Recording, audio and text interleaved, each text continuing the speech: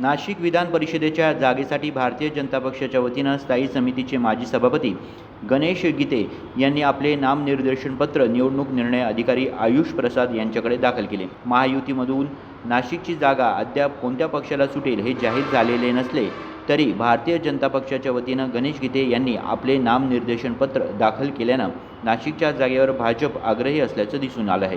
सद्यस्थितीत नाशिक विधान परिषदेची जागा शिवसेना शिंदे गटाकडे असल्यानं या जागेवर विद्यमान आमदार नरेंद्र दराडे यांनीही दावा केला आहे। मात्र भारतीय जनता पक्षाच्या वतीनं नेत्यांची चर्चा करूनच आपण भारतीय जनता पक्षाकडून नाशिकच्या विधान परिषदेच्या जागेसाठी नामनिर्देशन पत्र दाखल केल्याचं गणेश गीते यांनी सांगितलं। सद्यस्थितीत नाशिक विधान परिषदेच्या निवडणुकीसाठी एकूण 622 मतदार संख्या असून त्यापैकी 3 विद्यमान नगरसेवकांचे निधन झाल्यानं प्रत्यक्षात 619 मतदारांना 28 जून रोजी मतदानाचा हक्क बजावता येणार आहे। अशात नाशिकचे बाहुबली गणेश गीते यांनी भाजपाचे संकटमोचन गिरीश महाजन यांच्या चर्चेनंतरच उमेदवारी अर्ज दाखल करत असल्याचं सांगितलंय। मी आज भारतीय जनता पार्टीकडनं फॉर्म भरतो, पण अजून भाजपला जागा नाही। यापूर्वी मला आमच्या नेत्यांनी, आपल्या राज्याचे मुख्यमंत्री देवेंद्रजी फडणवीस साहेब असतील, राज्याचे प्रदेशाध्यक्ष रवींद्र चव्हाण जे असतील आणि आपल्या जिल्ह्याचे उत्तर महाराष्ट्राचे नेते गिरीश भाऊ असतील, त्यांची आणि माझी पूर्वी चर्चा झाली होती। ही निवडणुकीत मला उमेदवारी देण्याचा त्यांनी शब्द दिलेला होता, त्यामुळे मी आज ह्या निवडणुकीचा भारतीय जनता पार्टीतर्फे फॉर्म भरतो। आतापर्यंत त्यांच्याशी फॉर्म भरण्याच्या आधी काही चर्चा झाली आहे?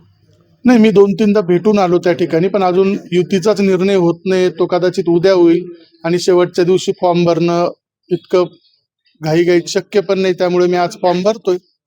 आपल्या उत्तर महाराष्ट्राचे नेते आणि आपल्या नाशिक जिल्ह्याचे नेते गिरीश भाऊ जो निर्णय घेतील, जे मला सांगतील, तो निर्णय मी घेईन।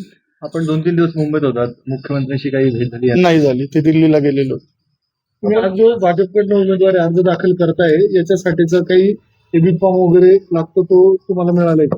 नाही, एबी फॉर्म जागा जर युतीमध्ये भारतीय जनता पार्टीला सुटली तर एबी फॉर्म सोमवारी येतील।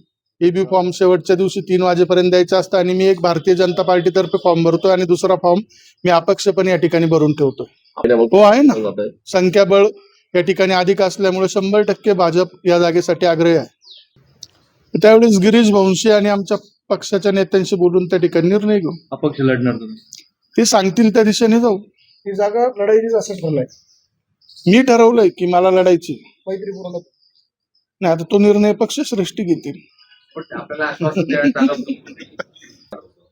आपण आता आग्रही हो, तरी नाही झालं तर आपण निवडणूक लढवणार, तरी नेत्यांशी बोलूनच निवडणूक लढवू आणि नेते जो निर्णय सांगतील तोच आपण त्या ठिकाणी घेऊ।